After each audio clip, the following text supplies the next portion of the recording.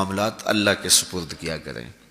لیکن ان سب کے باوجود اگر مشکلات آ جاتی ہیں تو کوئی بات نہیں، مشکلیں آزمائشیں یہ اللہ کی طرف سے نبیوں کو آئی ہیں.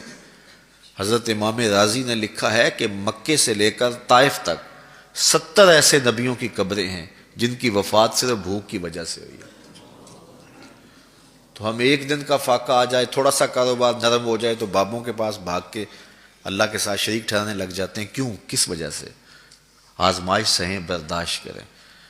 تو اوپر نیچے یہ دن بدلتے رہتے ہیں، دن پھرتے رہتے ہیں. ہر وقت جو ہے کہ جادو ہو گیا، ٹونا ہو گیا، سایہ ہو گیا، بندش ہو گئی ہے.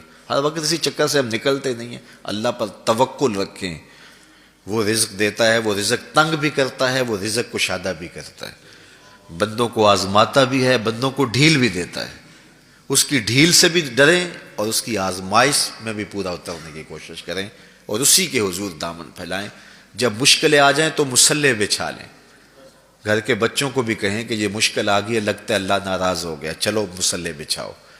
اگر بیٹیاں بھی نماز پڑھ رہی ہوں، نوافل ادا کر کے رب کے حضور دعا مانگ رہی ہوں، بیٹے بھی دعا مانگ رہے ہوں، چھوٹے چھوٹے بچے بھی دعا مانگ رہے ہوں، تو کیا اللہ خالی موڑ دے گا؟ تو زیادہ سے زیادہ نیک مجالس کے اندر شامل ہو جائیں. تو بالخصوص میں اپنے پیر بھائیوں کو پابند کرتا ہوں کہ آپ اپنے گھروں میں بھی پابند کریں، کسی بابے کے پاس نہ جائیں. یہ بڑے گندے لوگ ہیں، یہ سامنے اب چیزیں آ رہی ہیں، بڑے گندے اور غلیظ قسم کے لوگ ہیں.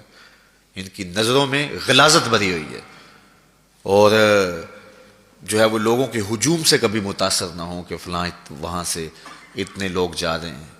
لا یسیر الباطل حقا بکثرت المتمسکین بہ. اگر کسی جھوٹ کے ساتھ، کسی باطل کے ساتھ زیادہ لوگ وابستہ ہو جائیں تو اس وابستگی سے باطل حق نہیں ہو جاتا. لوگ کہتے ہیں جی اتنے لوگ آ رہے ہیں، کچھ ہے تو آ رہے ہیں. تو جو بت خانوں میں جا رہے ہیں اتنے لوگ، تو کچھ ہیں تو جا رہے ہیں. کیا مطلب یہ کوئی اب معیار ہے؟ تو جہلا کا جمع ہونا، جہلا کا کہیں جانا، یہ معیار نہیں ہے. معیار جو اللہ رسول نے دیا ہے ہمارے نزدیک بس وہی ہے.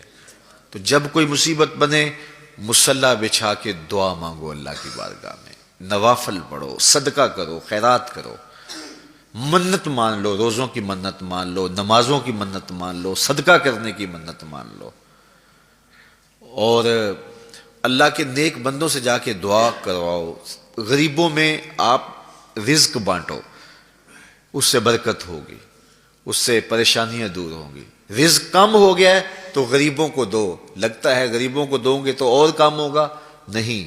جب دو گے تو اللہ کے سچے وعدے آپ کو نصیب ہوں گے اور آپ کو برکت نصیب ہوگی. اس کے راہ میں دینے سے کم نہیں ہوتا ہے.